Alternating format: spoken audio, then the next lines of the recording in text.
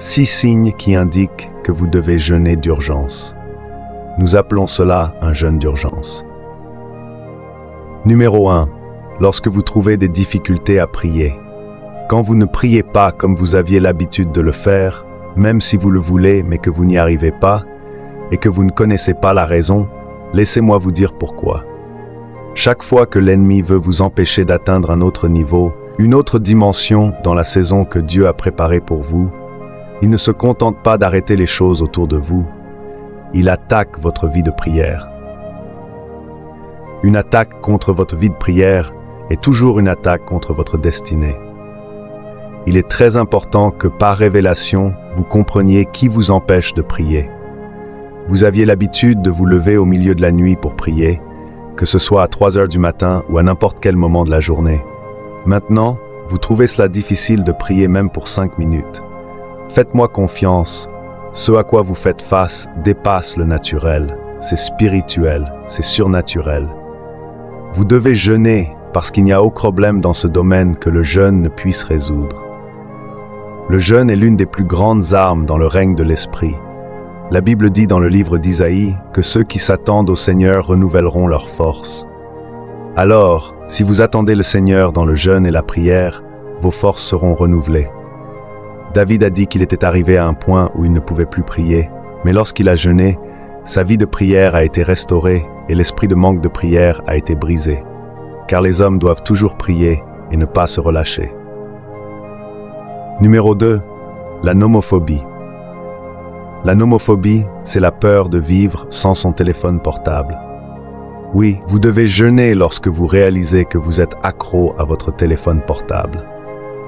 De nombreuses personnes avaient l'habitude de se tourner vers Dieu au réveil, mais certains d'entre vous, en ce moment même, regardent cette vidéo et, dès que vous vous levez, vous accédez à votre téléphone avant de penser à Dieu. Vous vérifiez qui a dit quoi, à quelle heure, et vous connaissez les affaires de tout le monde, mais rien ne va dans votre propre vie.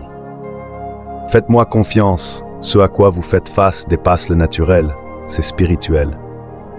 La loi de cause à effet dit que rien ne se passe sans raison. Il y a une raison pour laquelle vous êtes maintenant accro à votre téléphone portable et pourquoi votre vie spirituelle décline. Vous ne passez plus de temps à lire la Bible comme avant. Vous devez jeûner non seulement de la nourriture, mais aussi de ces distractions. Déclarez que vous ne toucherez pas à cela pendant une certaine période et faites-le pendant que vous êtes en jeûne et en prière pour renforcer votre esprit et reprendre le contrôle. Numéro 3. Lorsque vous subissez des retards inhabituels dans votre vie. Naturellement, certaines personnes disent que le retard n'est pas un refus. Laissez-moi vous dire quelque chose, frères et sœurs. Si le retard n'est pas pris en compte, il y aura un déni. Par la prière et le jeûne, on peut toujours remédier au retard. Dans le livre de Daniel, pendant qu'il priait, l'ange Gabriel qui descendait avec sa réponse a été fortifié par Michaël pour combattre le prince du royaume de Perse. Cela signifie que si Daniel n'avait pas continué à prier, la réponse aurait pu prendre beaucoup plus de temps. Parfois, lorsque vous avez des retards dans votre vie, spécialement lorsque vous savez que vous ne devriez pas les expérimenter, prenez un jeûne pour démêler tout plan de l'ennemi dans le règne de l'esprit. Numéro 4. Lorsque vous faites confiance à Dieu pour une intervention divine. Il y a des situations pour lesquelles nous prions, mais certaines nécessitent que nous nous humilions par le jeûne. Le jeûne est puissant. Regardez Esther, la Bible dit que le jeûne a canalisé l'intervention divine. Si vous faites confiance à Dieu pour une intervention divine, ne vous contentez pas de prier, jeûnez. Le ciel vous soutiendra et vous aurez un témoignage. À chaque fois que vous faites confiance à Dieu pour une intervention divine, jeûnez urgemment. Numéro 5. Lorsque vous commencez à avoir des rêves indiquant des activités de sorcellerie. Je parle de rêves où vous êtes mordu par un serpent, attaqué par des chiens ou où vous vous noyez. Ces rêves sont des indicateurs d'activités de sorcellerie.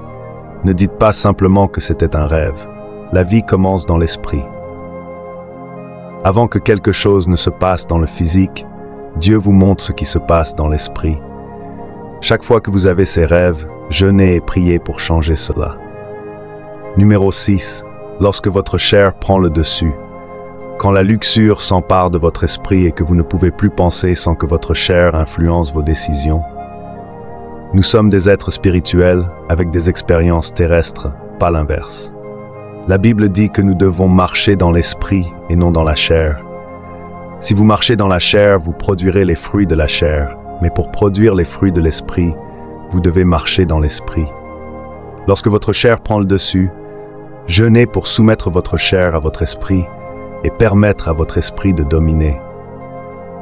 À chaque fois que vous réalisez que votre chair a pris le dessus, jeûnez. Le temps n'a pas de pouvoir sur les choses spirituelles.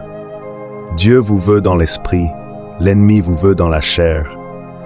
Souvenez-vous que Jésus a dit, « L'esprit est bien disposé, mais la chair est faible. » Seigneur Dieu Tout-Puissant, nous venons devant toi en cette heure, reconnaissant pour ta parole et ta guidance. Nous te remercions pour les révélations que tu nous as données sur l'importance du jeûne et de la prière dans notre vie spirituelle. Nous te prions de nous accorder la force et la détermination nécessaires pour mettre en pratique ces enseignements. Que notre vie de prière soit restaurée, que nous soyons libérés de toute dépendance et que nous puissions marcher selon ton esprit, non selon la chair. Aide-nous à rester fermes dans notre foi, à rechercher ton intervention divine dans chaque aspect de notre vie et à combattre avec puissance toute attaque spirituelle. Que ton esprit nous guide, nous fortifie et nous conduise dans la victoire chaque jour. Nous plaçons notre confiance en toi, Seigneur, sachant que tu es fidèle et que tu répondras à nos prières selon ta volonté parfaite. Que ta gloire soit manifestée dans nos vies et que nous soyons des témoignages vivants de ta grandeur et de ton amour. Amen.